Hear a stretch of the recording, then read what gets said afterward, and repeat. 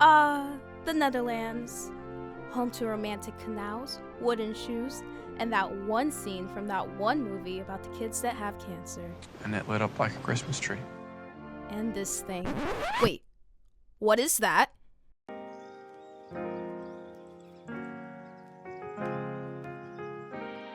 Hey guys, so right outside Nelson Mandela Park in Amsterdam. My hands are cold. I cannot feel a thing, but we're just gonna get through this.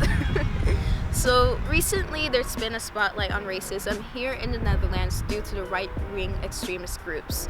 It's affected everything from football to that one St. Nicholas parade where they claim it's not racist, and even protests. But the Netherlands has had a long history of racial tensions, and if you're guessing where it came from, you guessed right, slavery. As a matter of fact, the Dutch transatlantic trade started right here. Let me give you a quick crash course. Between the years of 1596 and 1829, the Dutch transported about 500,000 Africans across the Atlantic to their settlements in the New World. The Dutch would send their ships to West Africa filled with weapons, ammunition, liquor, and textiles in exchange for slaves. Slaves were taken to the Dutch Guyana, most notably in Suriname, to work on cotton, sugar, and coffee plantations. The Netherlands was one of the last countries to abolish slavery. Although the decision was made in 1848, it wasn't until 1873 that slaves in the Dutch Guyana were given their freedom. With slavery ending more than 100 years ago, racial sentiments are still present in Dutch culture today. Remember the St. Nicholas parade? You know, the parade where Dutch natives dress up in blackface, wear bright red lipstick, curly-haired wigs, and gold earrings. The origins of this tradition dated back from 1850, around the same time when the Dutch were still enslaving Africans. In 2018, a study showed that between 80% and 88% of Dutch people did not consider this tradition racist. But breaking down the study, out of the 40,315 people interviewed, only 786 Afro-Dutch were included, which means only 1.9% of the people interviewed were black. As a matter of fact, in the same study, 6 out of 10 Afro-Dutch felt discriminated with the figure that is Zwart Piet. Not only is this offensive tradition still present, but in 2015, Dutch natives began removing their children out of predominantly black schools due to racial prejudice resurfacing, to the point where some schools nearly had to close their doors. Diane Middelklaas, spokeswoman of 2 local Dutch schools, stated the following regarding the issue. White children's parents no longer want to be part of the school. I can understand that. We all want to feel at home, and that means we want to see people who share our origins and culture. In another study conducted by the Pew Research Center, when examining European countries and the US, the Netherlands had the lowest percentage of people who felt that having different races living in their country improved it. So today we're heading to Rotters and Brutes. It's a black-owned Dutch restaurant to get the inside scoop.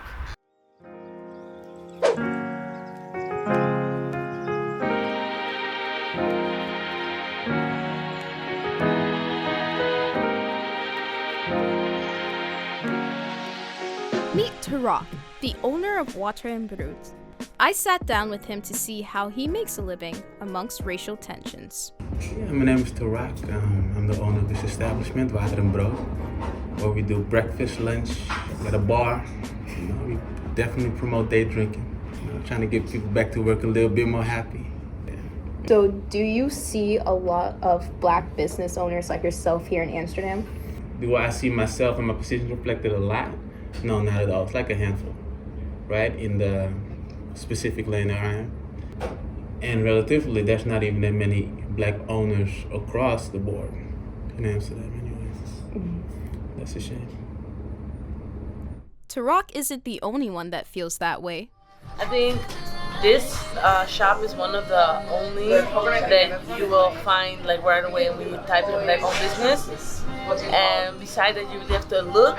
Sometimes it's managed by somebody black-owned, but it isn't like black-owned, so it's like somebody of different ethnicity behind it. For black business owners, that's why I know a lot of black business owners, but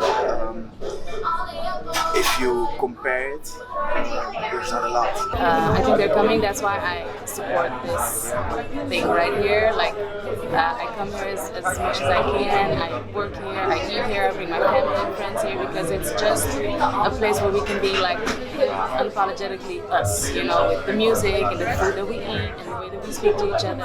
I was working at this agency called Adeco, right?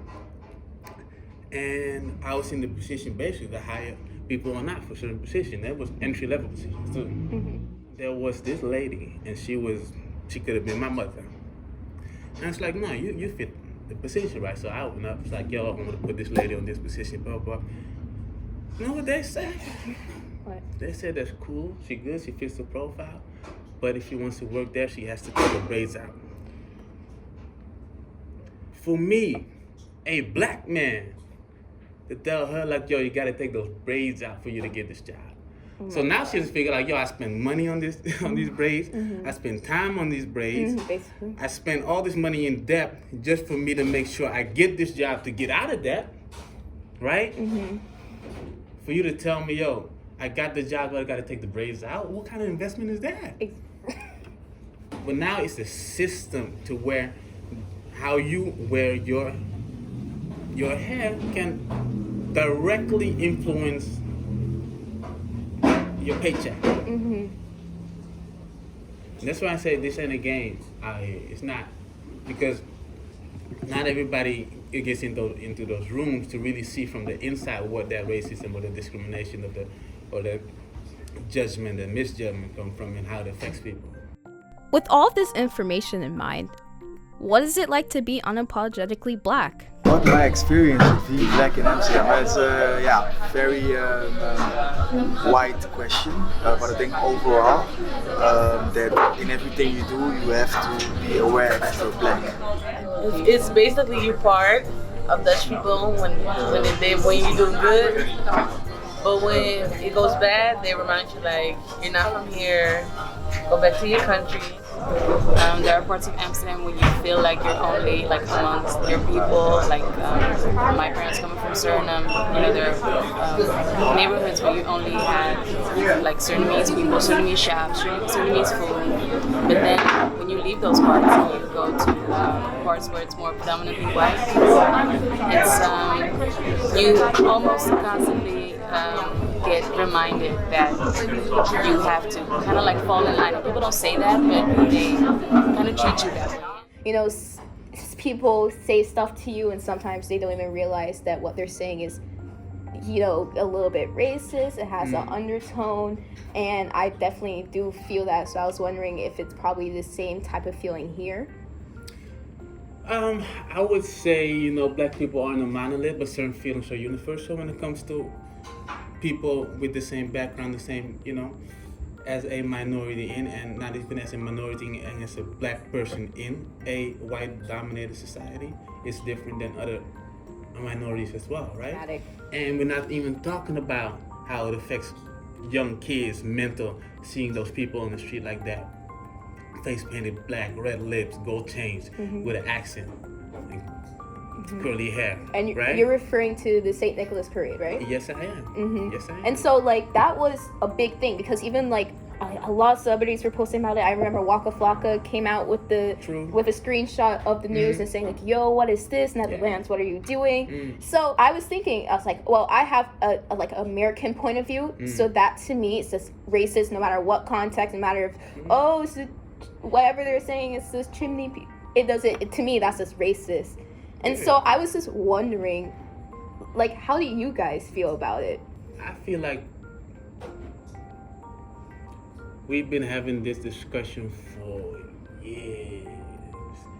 And at this point, you want to dress up like that? Cool. I'm just saying you cannot control how somebody reacts to that. So go ahead. I'm gonna be honest. Don't talk to me in that getup. Don't do it. Gotta make sure they don't come in this area. This is a safe space. In this here. Like, he doesn't want to put me in that space where I have to make a choice between, you know, getting on the news, or just waking up tomorrow, getting back to work. It seems like the Black experience in Amsterdam is pretty universal. The same feelings that our friends at Water and Bruges shared is a feeling that most Black people can relate to across borders. Do you just have hope for the future that, maybe one day we shouldn't be having this discussion, it will just be a thing of the past? You know what's funny? They're not thinking about us. We hold this conversation, they're not. That alt-right group, it's just a small group with a little large mouth. They get hurt. But most white people, they're not thinking about us. I think it will never disappear. I think as long as the higher-ups don't acknowledge all of the levels to which racism can happen, people will never be held accountable for the subtle forms of racism.